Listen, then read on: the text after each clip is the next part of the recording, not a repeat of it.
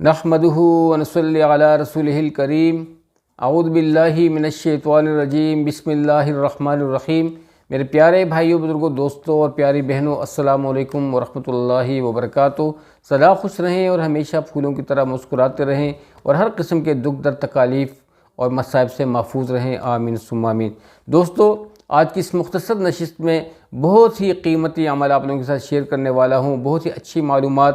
دوستو، یہ جو معلومات ہیں، جیسے کہ آپ کو علم ہے کہ رمضان مبارک کا مبارک ماہ ہے، بہت ہی مبارک دن رات ہیں، ہر بندہ اسی میں لگا ہوا ہے کہ کس طریقے سے میں نیکیوں میں سبقت لے جاؤں، آگے بڑھوں اور اللہ سبحانہ تعالیٰ کو اپنی نیکیاں دکھاؤں، اللہ سبحانہ تعالیٰ کو اپنی قربانی، اپنی محنت دکھاؤں۔ تو دوستو، اس کے لیے میں آپ لوگوں کے ساتھ بہت ہی بہترین عمل شیئر کرنے والا ہوں۔ یہ جو عمل ہے دوستو، اگر کوئی بندہ سحری کے وقت سحری کرنے کے بعد 7 مرتبہ اس عمل کو کر لیتا ہے تو دوستو اسے پتہ ہے کیا ملتا ہے؟ اسے دوستو ہر ستارے کے عوض 1000 نیکیاں اس کو ملتی ہیں دوستو، اور 1000 خطائیں اس کی معاف ہو جاتی ہیں۔ الحدیث، دوستو حدیث شریف میں باقاعدہ اس کا ذکر ہے۔ دوستو بہت ہی مفید ہے، بہت ہی مفید اور طاقتور عمل ہے، ضرور اس عمل کو کیجئے گا جب بھی آپ سحری کرتے ہیں۔ آج کل الحمدللہ ایک روٹین ہے اور آپ لوگ ماشاءاللہ روزہ رکھنے کے لیے اٹھتے ہیں، تو سحری کے بعد یہ مختصر عمل لازمی کیجئے گا۔ دوستو دعا کون سی ہے؟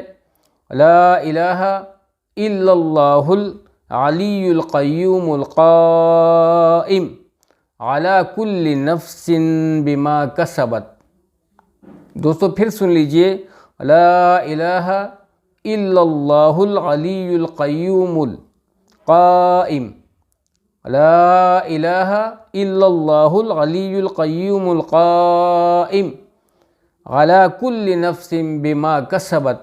دوستو 7 مرتبہ آپ لوگوں نے اس دعا کو پڑھنا ہے۔ امید ہے کہ یہ دعا آپ کو اچھی طریقے سے ذہن نشین ہو چکی ہوگی، اور اگر نہیں ہوئی تو یہ اسکرین پہ بھی اس کی پٹی چل رہی ہوگی، اسکرین پہ موجود ہوگی۔ اس دعا کو لازمی یاد کیجئے گا جب بھی آپ سحری کرتے ہیں، سحری کے بعد فوراً دوستو اس عمل کو کیجئے گا۔ بہت بڑا فائدے والا عمل ہے۔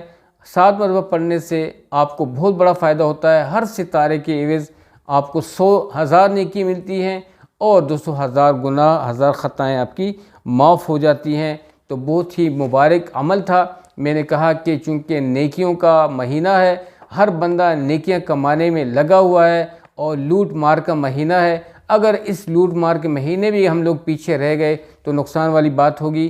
اپنے بس کے مطابق دوستو جتنا بھی بہتر سے بہتر طریقہ ہو سکتا ہے اعمال کو پرفارم کیجئے گا، اور زیادہ سے زیادہ قرآن کی تلاوت کو کیجئے گا، نیک اعمال کرتے رہیے گا، نوافل کی پابندی کیجئے گا، صلاۃ و تسبیح پڑھتے رہیے گا، تہجد کی پابندی کرتے رہیے گا، اور اللہ کے راستے میں زیادہ سے زیادہ خرچ کرنے والے بنیے گا۔